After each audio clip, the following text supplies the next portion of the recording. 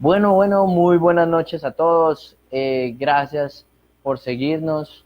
Estamos muy felices de esta es nuestra segunda charla sobre problemas en nuestras mascotas.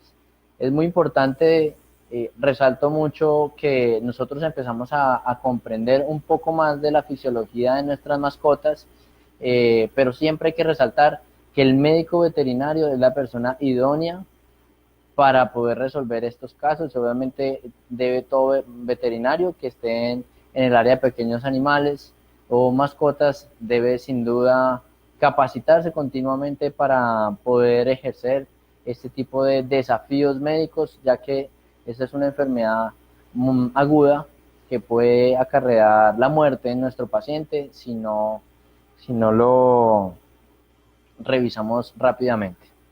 Entonces, bienvenidos a todos los que nos siguen y arranquemos. Bueno, antes de hablar sobre el golpe de calor, es muy importante que sepamos sobre la termorregulación. ¿Qué es la termorregulación?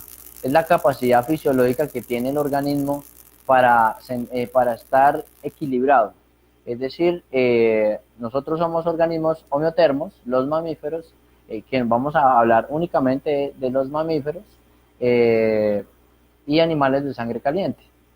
Mm, Entonces, los homeotermos somos reguladores de la temperatura interna, osmorreguladores porque tenemos internamente la capacidad de regular también nuestros fluidos, ya que la regulación de nuestros fluidos y la regulación de nuestra temperatura hace que estemos en completo equilibrio.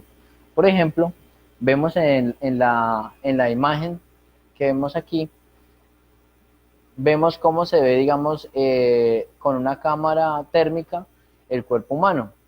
Es un ejemplo, pero pensemos de que es muy parecido también a las mascotas. Entonces, externamente es frío e internamente tiene un núcleo caliente.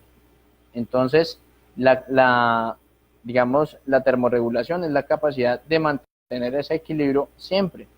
Por ejemplo, los ratones tienen un núcleo mucho más pequeño. Ellos no regular muy bien su temperatura porque son animales pequeños y entre más pequeños la regulación de la temperatura es más difícil.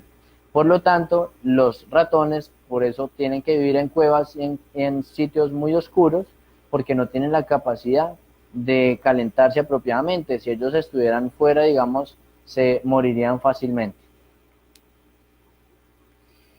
La termorregulación tiene mucho que ver con la edad, el sexo, la estación, las horas del día, la temperatura ambiente, el ejercicio, ingestión de alimentos, agua, procesos digestivos y sobre todo el hipotálamo, que es el que mide, digamos, la temperatura del organismo y sabe si debe subirla o bajarla dependiendo de las condiciones que ocurran.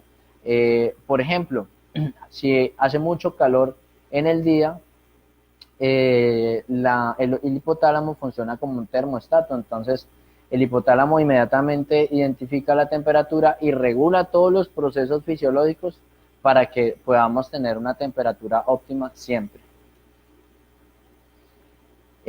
Por ejemplo, los cachorros, a diferencia de los adultos, cachorros o bebés, o sí, hablamos de neonatos, no tienen la capacidad de regularse apropiadamente. Ellos para regularse necesitan de la madre o necesitan digamos, objetos que estén más calientes que ellos para poder estar termorregulados. O si no, ellos pueden entrar en hipotermia o al contrario también en hipertermia. La temperatura de las mascotas está en perros entre 38 y 39 grados. En cachorros es de 36 grados cuando ellos nacen y los gatos de 38 a 39.2 grados. Esto es importante porque debemos acostumbrarnos a tener un termómetro siempre en nuestro auto o siempre que salimos a hacer deporte con nuestras mascotas. Y es algo que vamos a ver más adelante. Es muy importante que nos preparemos para evitar o afrontar ese tipo de problemas. Cuando nosotros tenemos, digamos, en la parte de las mascotas, la termorregulación es un poco diferente a la nuestra, ya que ellos utilizan otros tipos de mecanismos por la adaptación que han tenido durante, digamos, muchos años.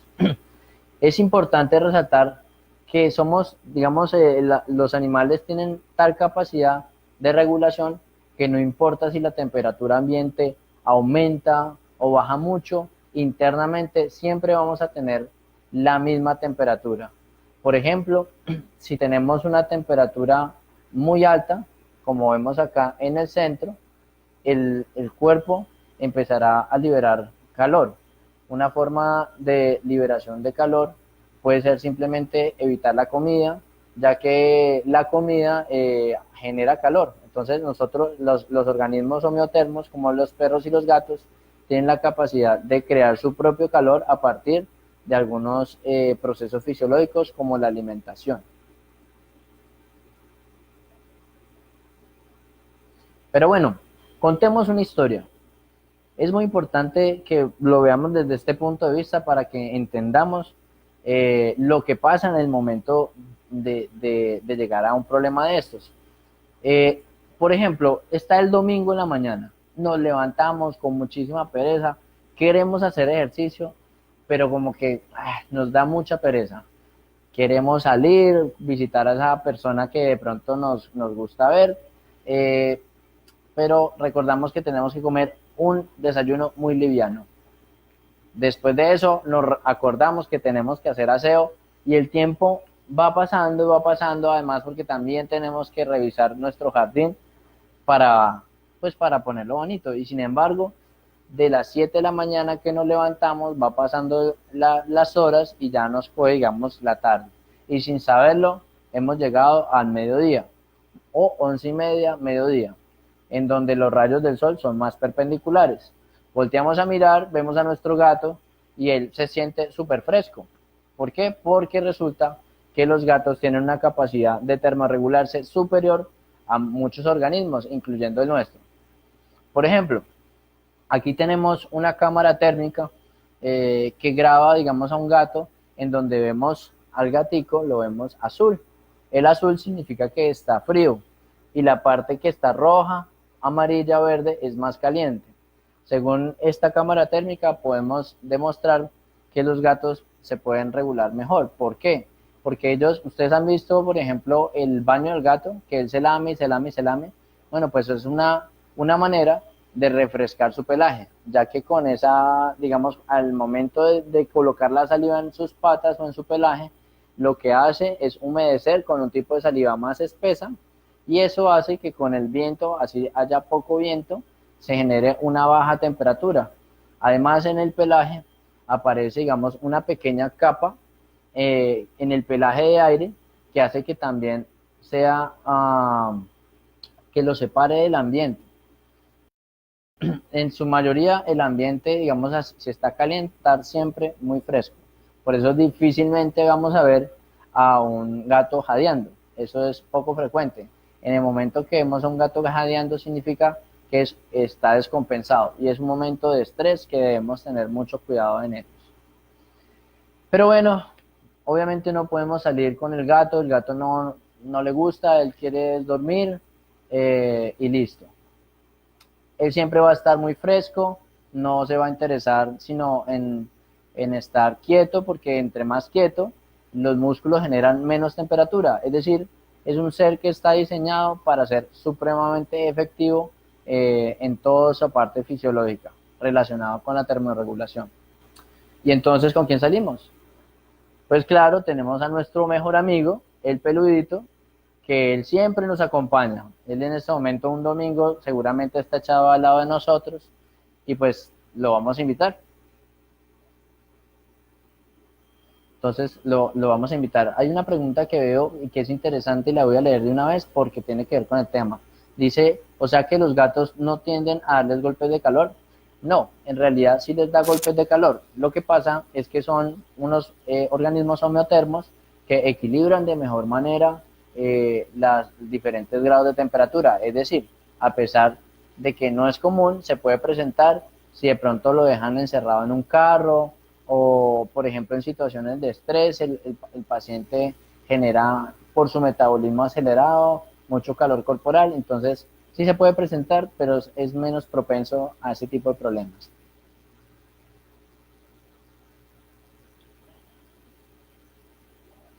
Listo, entonces salimos con nuestra mascota.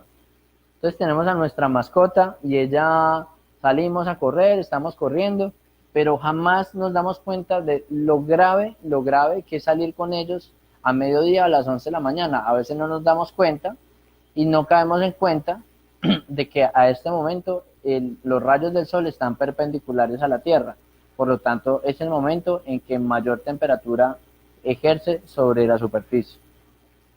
Por ejemplo, además, el pavimento absorbe mucho calor, muchas temperaturas. De hecho, si ustedes han salido en una mañana o algo y tocan el pavimento, puede llegar hasta los 45, 50 grados centígrados.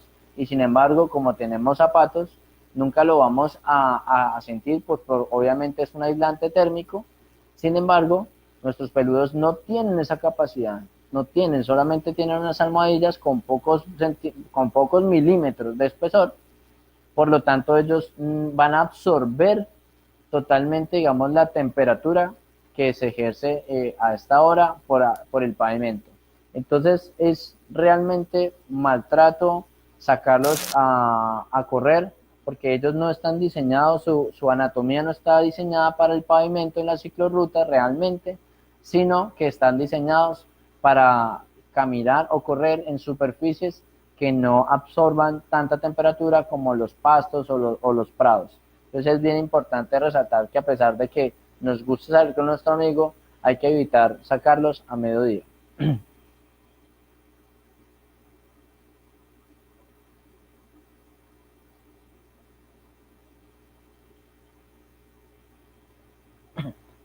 Bueno, y esta imagen es muy importante porque esto se llama termogénesis, que es la producción de calor que ejerce un organismo homeotermo, o sea, perro o gato. Como les decía al principio, es importante resaltar que el núcleo de un hemotermo es caliente, pero tiene la capacidad, digamos, de aislar gracias a sus músculos y gracias a otros procesos metabólicos y fisiológicos, aislarse de la temperatura externa, sin importar si hace mucho calor o si por el contrario hace mucho frío.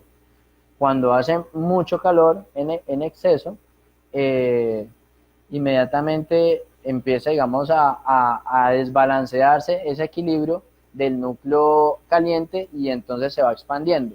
En la parte, digamos, de termogénesis, que es la producción de calor directa, el hipotálamo como termostato ejerce ciertas funciones fisiológicas al corazón, el hígado, los músculos esqueléticos, que puede producir temblores en el momento que hace frío.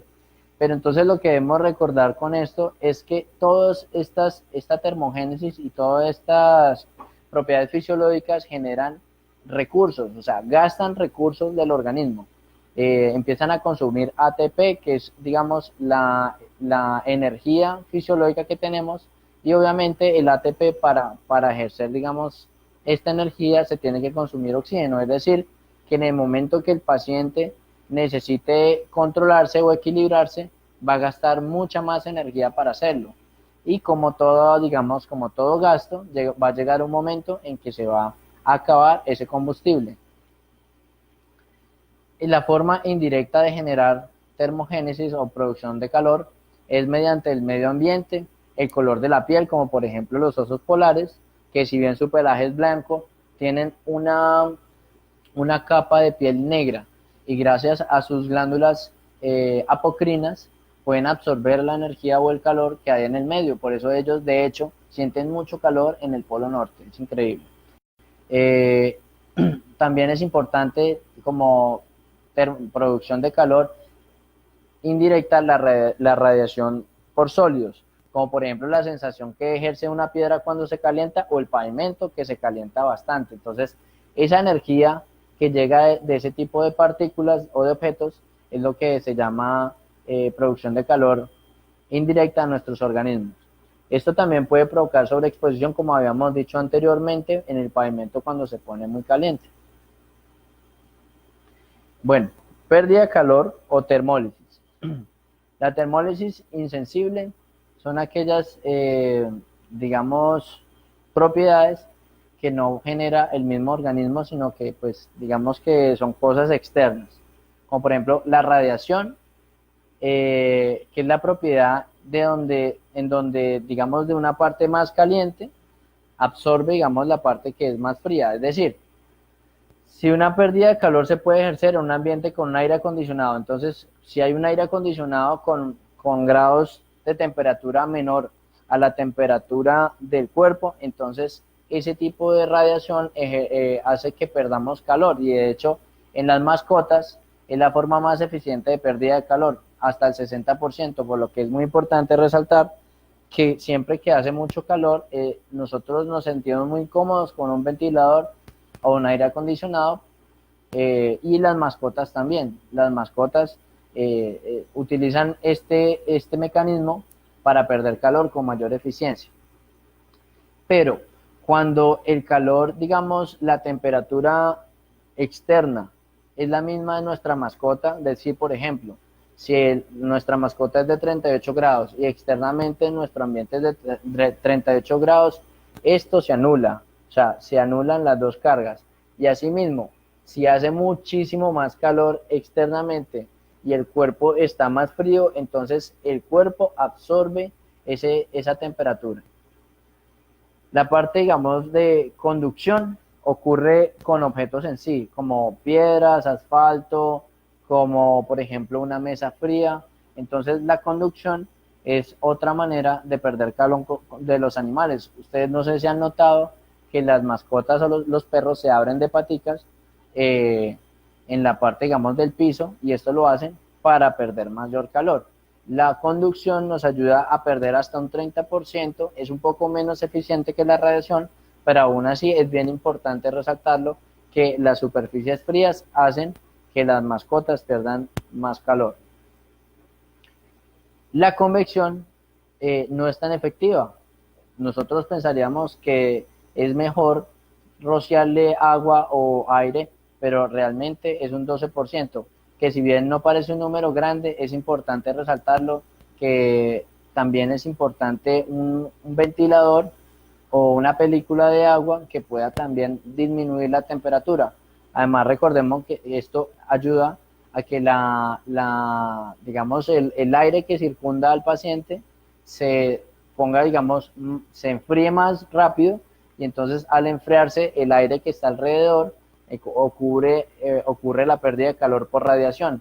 Entonces, una ayuda a la otra. La evaporación en las mascotas es supremamente importante, y más que todo en el perro. Cuando el perro quiere perder calor con evaporación, abre mucho la boca y crea un espacio, digamos, vacío, para que se forme, digamos, una corriente de aire, y esto ayude a disminuir la temperatura. Vamos a identificar la pérdida de calor de evaporación cuando el paciente empiece a jadear mucho. Esa es la manera en que ellos pueden perder calor. Por eso es muy importante resaltar que a veces cuando vemos corriendo perros con su bozal, es supremamente negativo si está haciendo mucho calor para nuestro perro o nuestro gato. Más que todo para nuestro perro, porque estamos quitando posibilidad de termorregularse. Y están, por ejemplo, los perros y los gatos pueden sudar, pero el sudor, que son unas glándulas ecrinas que se encuentran en las glándulas o pulpejos, no son suficientes para los requerimientos que tiene una mascota. Entonces, son poco eficientes en perros y en gatos. Y está la excreción, que es una manera también de perder calor, de sacar las heces y sacar la orina para eliminar también esa carga para el organismo. Y está la termólisis sensible, que son ya de por sí los procesos fisiológicos que causan que el perrito pueda perder calor. Por ejemplo, está la sudoración, que como lo dijimos hace un momento, es muy poco efectivo en los perros, pero que los gatos han creado una muy efectiva forma de perder calor a través del baño para gatos. Entonces los gatos se lamen, y así pueden perder temperatura rápidamente. El jadeo y la saliva, cuando el perrito jadea, hace que aumente la saliva. Esta pérdida de salivación o cialorrea también hace parte de las pérdidas insensibles que pueden ocasionar.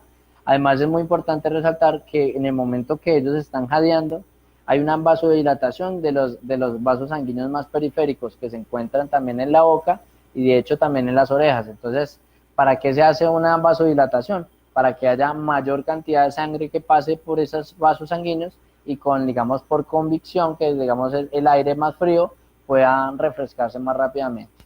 Entonces, es bien importante entender la perfección del organismo. Ellos van a estar siempre tratando de equilibrarse.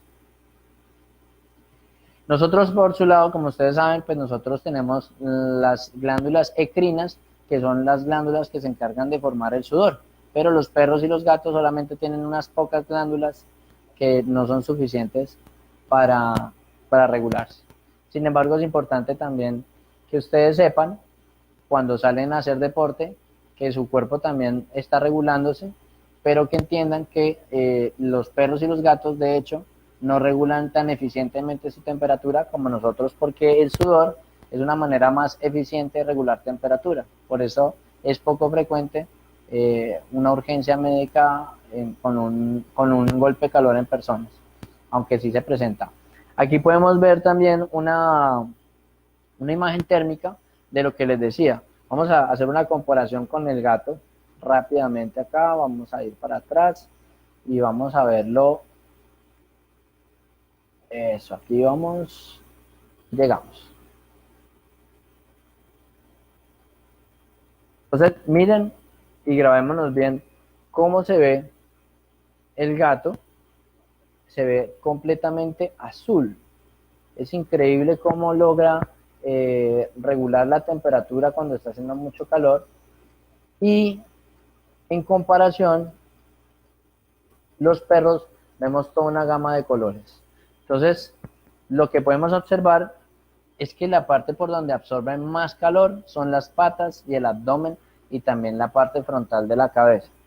Eso quiere decir que en el momento que ellos están corriendo por el pavimento, están continuamente absorbiendo calor que además no pueden disipar fácilmente. Vemos apenas una pequeña fracción en la espalda de un can, y eso que estamos hablando de un perro que tiene un hocico largo, porque los más chaticos, que son los brachiocefálicos, porque tienen una mayor masa, tienen menor posibilidad de termorregularse.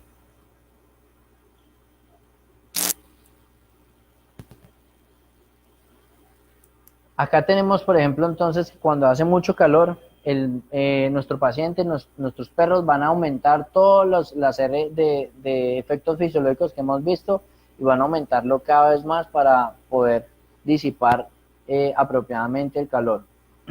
Esto también ayuda a que, por ejemplo, cuando está haciendo más calor, ellos no te van a recibir comida y de hecho en algunos casos empiezan a vomitar porque hace que el estómago, que genera calor continuamente, disminuya su motilidad y eso hace que también haya, digamos, menor ganancia de calor por nuestro metabolismo. Recordemos que internamente nuestro metabolismo siempre está a una temperatura. En los canes está a 38 grados y en los felinos máximo está en 39.2. Tan pronto hay un golpe de calor o está empezando un golpe de calor, la motilidad intestinal y la gástrica se detienen. Por eso es muy importante, tan pronto vemos que un paciente se vomita, tenemos que inmediatamente tomar un termómetro y medir su temperatura.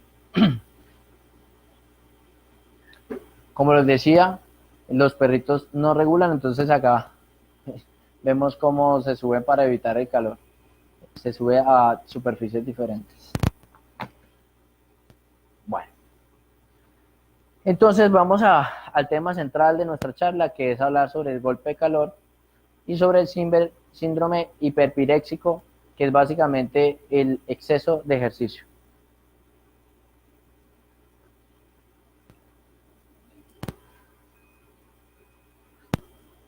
Hay unas preguntas, pero vamos a leerlas al final. Entonces es muy importante que en el golpe de calor sepamos cómo identificar a nuestra mascota cuando empieza a tener estos signos clínicos.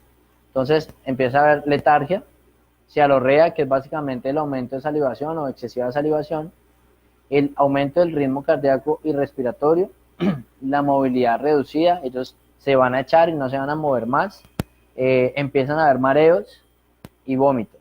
Entonces, en ese momento, obviamente nosotros tenemos que inmediatamente hacer algo por ellos. Muchas personas, una vez ven estos signos, lo que hacen es poner, digamos, en la sombra y se quedan hasta ahí. Y de pronto dejan que pase el tiempo y infortunadamente la patología sigue su curso. Bueno, ¿y ahora qué? ¿Qué hacemos entonces? Llamamos a alguien, un amigo, a ver qué nos dice, a ver cuál es la mejor manera.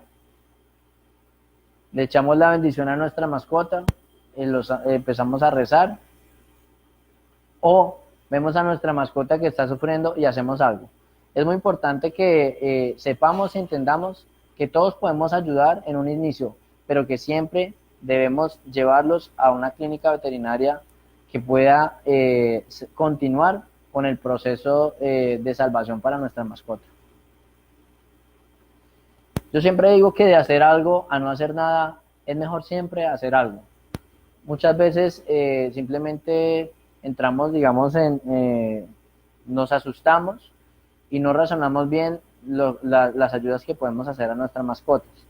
Les recomiendo mucho tener un maletín de primeros auxilios siempre en el momento que vayan a correr, en una maleta, lleven un termómetro digital, compren un ventilador portátil que es muy económico y puede ayudar mucho, un aspersor de agua, que puede simplemente ser una botella que tenga una pistola, agua como tal y toallitas de tela. Podemos colocar eso en una maleta e inmediatamente ser la primera ayuda para nuestra mascota. Entonces empezamos a ver a nuestra mascota y identificamos que las mucosas están hiperémicas. Las mucosas hiperémicas son básicamente mucosas rojas y hemos hablado de que esto ocurre por la vasodilatación en la boca. Entonces, a mayor vasodilatación, vamos a ver mucho más roja la boca y eso se va a considerar inicios del shock térmico. El mareo, cialorrea y vómito, como habíamos hablado, y obviamente si tomamos nuestro termómetro y colocamos y hay una temperatura de más de 39, 40 grados o hasta 41, inmediatamente debemos empezar a realizar las maniobras para salvarlo. Lo primero que debemos hacer es humedecer toallas siempre con agua a temperatura ambiente. Las toallas ayudan por la transferencia de calor a disminuir un poco el calor, pero recordemos apenas es el 12%. Podemos colocar esta toalla en la cabeza de nuestra mascota. Una vez colocamos la toalla y la mascota o nuestro canino empieza a disminuir la temperatura, le va a decir al hipotálamo que baje su temperatura corporal. Eso ayuda bastante. Cuando colocamos el ventilador enfrente de la boca de nuestra mascota, empezamos también a refrescarlo y es una manera muy eficiente de hacerlo. De hecho, puede mejorar su temperatura hasta en un 60% a través de este mecanismo. No importa que le tratemos de colocar antipiréticos.